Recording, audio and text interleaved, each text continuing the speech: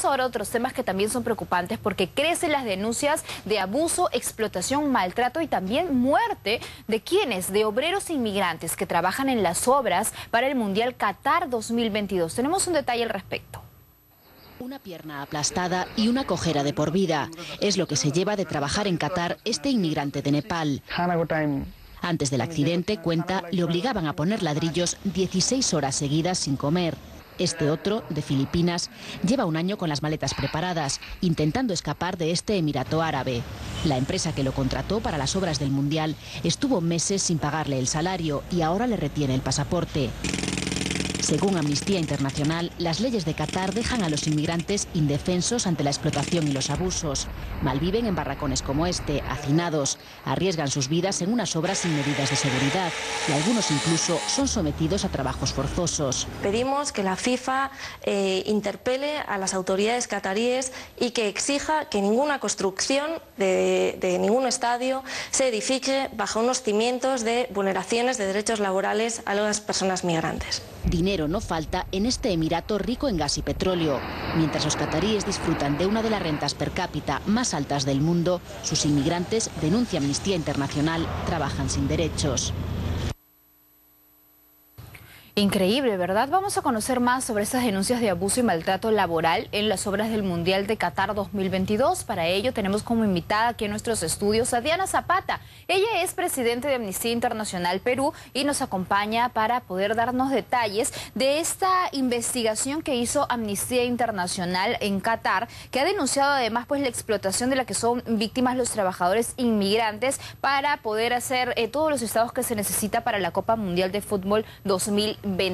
Diana, ¿cómo estás? Muy buenas tardes y gracias por estar con nosotros. Buenas tardes, muchas gracias por la invitación. Creo que sería bueno empezar preguntándote y que tú nos des los detalles de esta investigación que hizo Amnistía Internacional en Qatar. ¿Qué fue lo que encontraron y por qué inicialmente decidieron investigar? ¿Dónde estaba la sospecha?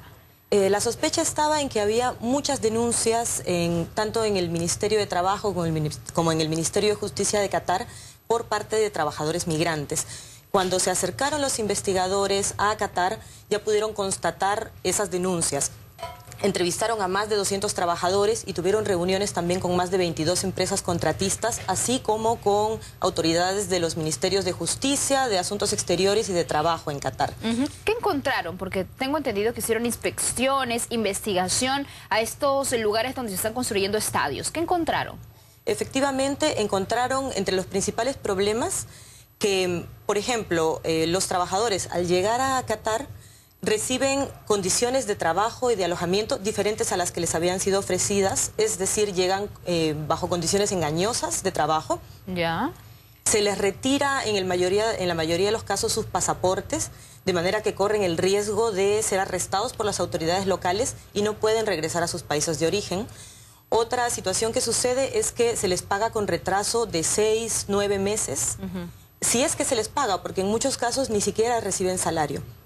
Increíble. Y viven en condiciones de hacinamiento que son atroces, sin acceso a saneamiento, incluso muchas veces sin acceso a agua corriente o a electricidad. ¿Es de verdad que ni siquiera tenían agua para tomar? O sea, que contaban, según la información que he leído de esta investigación que hizo Amnistía Internacional, pues comentó de que habían habitaciones sobrepobladas, ¿no? Lugares sórdidos, expuestos al agua del drenaje, pero sin agua potable para el consumo propio. Entonces, por ende, ya había muchas personas que estaban con severas enfermedades y que algunos estaban al borde del suicidio. Así es, porque las condiciones son infrahumanas y además tenemos que considerar también habitaciones hacinadas sin ventilación, sin acceso a agua potable, en un lugar como Qatar que tiene un verano tórrido, calurosísimo. Es el desierto, ¿no? Exacto.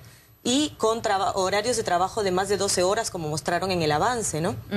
Ahora, es necesario también entender un poco que Qatar es un país que está creciendo en medio de la nada, está en medio del desierto, pero es un país que también pues posee mucha riqueza, ¿no? Económicamente están muy bien, no es una potencia, pero definitivamente se perfila como uno de los grandes líderes económicos. ¿Por qué tienen esta deficiencia en la contratación laboral tan marcada como lo que se ha podido evidenciar ahora? Sí, es importante recalcar eso. Qatar es un emirato que tiene uno de los más altos índices de desarrollo humano del Oriente Medio. Es muy rico en reservas petroleras y en reservas gasíferas. Entonces es un país muy rico y por lo tanto es imperdonable el maltrato al que someten a los trabajadores migrantes debido a la habitual ruptura de normas y a la laxitud, al debilitamiento de las mismas normas. ¿Ha bebido niños también? ¿Se encontraron menores de edad? Hay hombres, mujeres y niños en condiciones de trabajo abusivas. Ahora, ¿qué se ha hecho? ¿No se ha podido de repente hablar con algunas instituciones internacionales? Tengo aquí, por ejemplo, una información que me gustaría compartir con ustedes, es sobre la FIFA, porque claro, ya dándose a conocer esta denuncia de tremenda explotación laboral para poder construir y adecuar Qatar para el Mundial 2022, la FIFA no se pronunciaba al respecto. ¿Se ha podido de alguna manera hablar con algunas autoridades? Lo que se le ha pedido a la FIFA directamente es que dé un mensaje muy firme y muy claro respecto de que los proyectos de construcción para los estadios del Mundial 2022 no pueden hacerse violando derechos humanos y derechos laborales. Entonces lo que se pide es que se posicione firmemente en este punto, ¿no? Ahora, tengo entendido de que el abuso laboral es como que algo común, ¿no? En algunos países de los Emiratos Árabes, en particular dice el sistema del kafala, una regulación islámica mediante el cual los trabajadores inmigrantes quedan al cuidado de sus empleadores. ¿Qué es esto en sí? Sí, es un sistema que se podría llamar de patrocinio.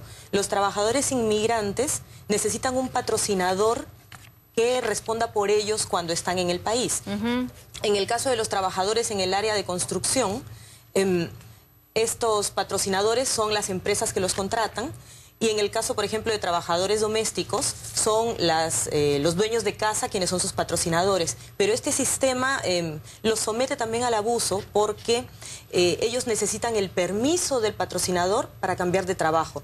Igualmente necesitan el permiso del patrocinador para salir del país, de manera que quedan sujetos al abuso sin poder salir de él, ¿no? Bueno, justamente hablábamos de qué dice la FIFA, ¿no? Si se está hablando de que hay abuso para la construcción de toda la infraestructura que se necesita para un mundial de fútbol, la FIFA estaba mutis, pero hasta el día de hoy justamente el presidente de la FIFA, Joseph Blatter, condenó y dijo que eran inaceptables las condiciones laborales en Qatar después del reporte de Amnistía Internacional donde se afirmó el abuso de los trabajadores migrantes para organizar el Mundial 2022, ¿no? El director del organismo de fútbol habló después de una reunión con el presidente de la Confederación Sindical Internacional, durante la cual ambos concordaron que las condiciones justas de trabajo deben presentarse rápida y consistentemente en una base sostenida en Qatar. ¿Puede ser entonces el inicio para cambiar un poco estas condiciones, crees tú, Diana? Efectivamente, y el Estado catarí debe además tomar medidas críticas y amplias desde este momento, porque consideremos que recién están empezando las labores para el Mundial 2022.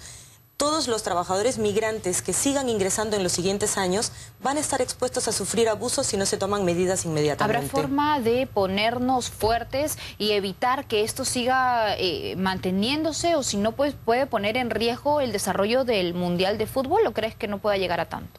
No sé si es que pueda llegar a tanto como para poner en riesgo el desarrollo del Mundial, pero en todo caso la FIFA con esta declaración pone una señal clara de que no van a permitir más abusos. Y el Estado catarí además se ha mostrado preocupado y señala su compromiso con el respeto de los derechos humanos. Ellos han señalado hace 2 días que van a desarrollar una nueva investigación independiente y que el informe de Amnistía Internacional va a formar parte de esa investigación. Diana, también quisiera compartir contigo otra realidad que es interesantísima, porque cuando justamente estamos ya a puertas de celebrar el Día Mundial del Niño, se conoce que entre 100 y 150 millones de menores viven en la calle y cerca de 200 sufren abusos sexuales en todo el mundo. Tenemos una nota al respecto.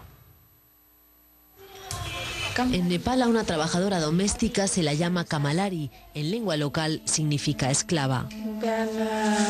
Urmila fue una de ellas. Sus padres la vendieron para pagar deudas. Tenía solo 6 años.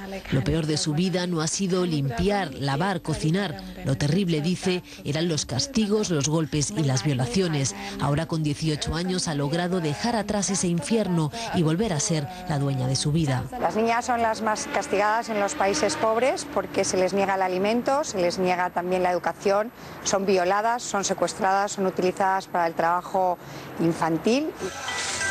En total, 8 millones de menores siguen atados a las cadenas de la esclavitud, trabajando de manera forzosa o combatiendo como soldados. 8 millones de niños a los que se les ha destrozado su infancia. El problema es cuando estando rodeado de mucho o de poco, no te sientes querido, no te sientes único. Y entonces el ser humano, el niño, crece con gran recelo, con gran odio, con gran inseguridad.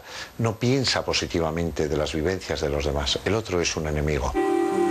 Replicar la misma violencia con la que has crecido, según los expertos, es el precio que paga una sociedad que vulnera a la infancia. El maltrato a los niños erosiona, dicen, los cimientos con los que está construida la humanidad. La forma en que una sociedad trata a sus niños es uno de los exponentes más indicativos del nivel ético de esa sociedad y de su grado de desarrollo. Cuando estos derechos más básicos... Bueno, terrible situación, terrible realidad. ¿Y qué reflexión nos deja esto? Porque como bien lo comentabas, Diana, es una realidad muy cercana también a nosotros. ¿Cuánto se ha avanzado por defender los derechos del niño? Bueno, se va avanzando paso por paso, pero aún estamos muy lejos de llegar a una situación ideal en lo que se refiere a los derechos del niño, porque ellos están en una especial situación de vulnerabilidad y por eso es precisamente que tienen un tratado internacional que los protege específicamente a ellos, como es la Convención de los Derechos del Niño. ¿En nuestro país cuánto se hace por ello? En nuestro país sí se busca avanzar a partir de medidas normativas desde los ministerios que están implicados en la protección de los derechos del niño, pero como te digo, siempre estamos atrasados respecto de lo que se esperaría que fuera la situación ideal. Definitivamente todavía hay que trabajar entonces, y yo creo que lo que hay que trabajar es en la educación de los padres, porque a veces ellos son los que vuelven vulnerables la situación de sus propios hijos o los llevan en la calle a trabajar y a exponernos a tantos peligros, ¿no? Creo que la educación ahí es uno de los puntos principales. Pero la educación en general es un punto importante porque el acceso a la educación para los niños también les va a permitir a ellos lograr conseguir sus otros derechos humanos. Es cierto. Bueno, Diana, muchísimas gracias por haber estado esta tarde con nosotros. Es un gusto de verdad haberte tenido aquí en el programa. Nos vamos, amigos, ahora a una pausa y al volver